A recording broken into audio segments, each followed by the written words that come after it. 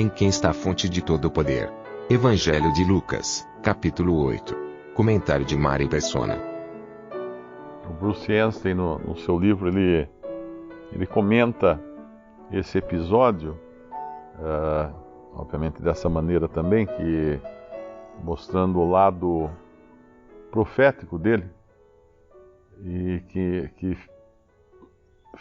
ilustra o que vai acontecer com Israel, porque ele havia deixado a sua casa um pouco antes. O Senhor Jesus saiu da sua casa,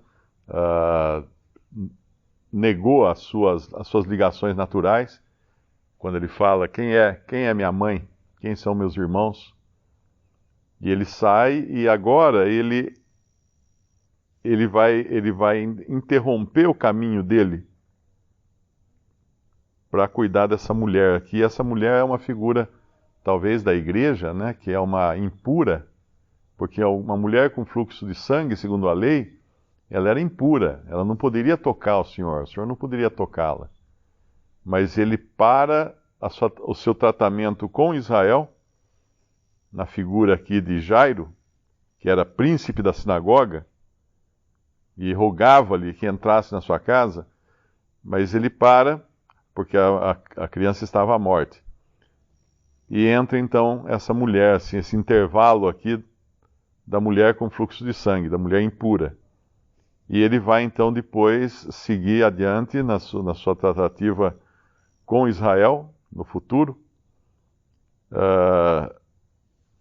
E quando eles avisam que a menina está morta,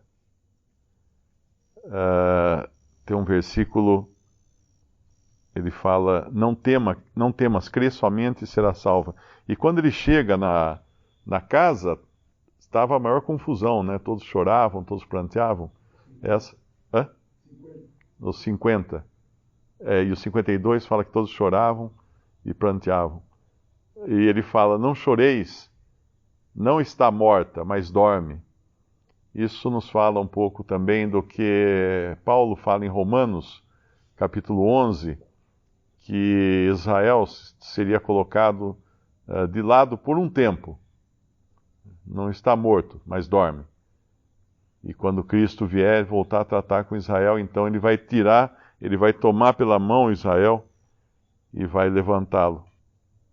Eu acho que em Mateus 9 tem mais detalhes dessa passagem, inclusive da situação que estava acontecendo na casa de Jairo.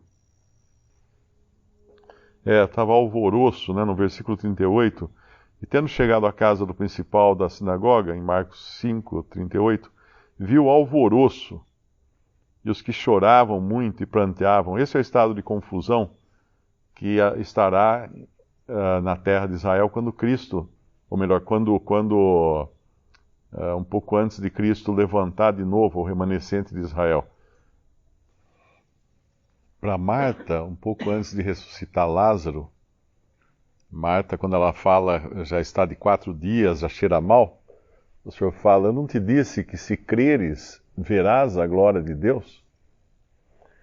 Essa mulher, aqui que tinha o fluxo de sangue, no Evangelho de Marcos, ela diz algo mais que não está nesse Evangelho. Lá tem, ela pensava consigo mesmo: se eu tão somente tocá-lo, né, serei curada.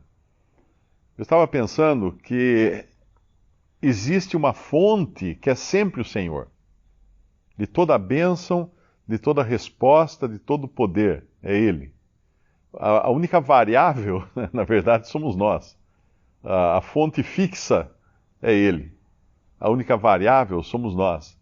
Nessa sala aqui, deve ter uma meia dúzia de tomadas na parede, que elas estão aí dia e noite, 365 dias por ano, com corrente elétrica nelas. Mas se eu não trouxer um aparelho, um eletrodoméstico, e não ligar na tomada, eu não vou usufruir dessa corrente elétrica. Mas ela está aí. E a fé é justamente aquilo que complementa, ou seja, que atende aquilo que o Senhor tem à disposição do crente. Ele está lá, com todo o poder, com toda a sua misericórdia, com todo o seu amor, com tudo. Ele está lá, sempre, 24 horas por dia, 365 dias por ano, como a corrente nas tomadas dessa sala. E a fé é aquilo, então, que vai corresponder a isso, desde que seja tocada nele, desde que seja ligada nele. Não, eu não te disse que se creres, verás a glória de Deus, o Senhor fala. Então estava ali, só faltava a fé, exercer a fé nele. Mas ele estava ali, ele não muda, ele está sempre disponível para nós. Isso que nós às vezes nos esquecemos.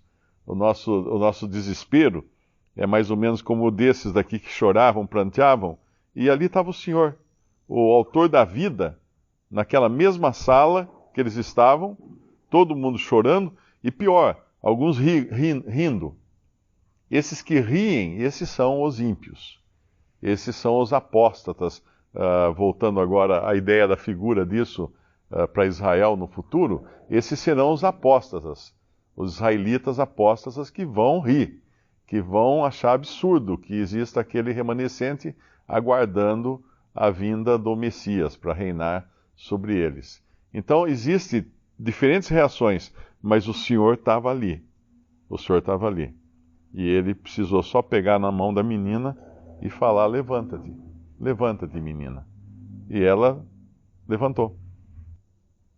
Como o irmão falou, cada um tem uma maneira diferente, não é? E aqui também, a mulher, quando ela é curada do fluxo de sangue, o Senhor faz questão que ela fale o que aconteceu. Lá no versículo,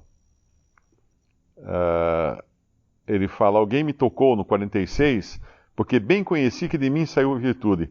Então, vendo a mulher que não podia ocultar-se, obviamente ele sabia quem tinha tocado, ele sabia que problema ela tinha, ele sabia quem era a mulher, mas ele queria trazer para fora um testemunho dela. Aproximando-se tremendo, no versículo 47, e prostrando-se ante ele, declarou-lhe diante de todo o povo a causa por que ele havia tocado e como logo sarara.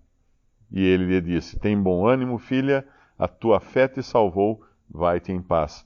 Agora, lá na frente, no versículo 55, o Senhor manda darem de comer a menina, e no versículo 56, e seus pais ficaram maravilhados, e ele lhes mandou que a ninguém dissessem o que havia sucedido. É interessante que o tratamento é diferente ao dado à mulher. A mulher, ele cutuca, ele insiste, até que ela traz à tona diante de todo o povo. Aqui, o Senhor entrou no quarto e falou para não falar para ninguém. Visite Respondi.com.br. Visite também 3minutos.net.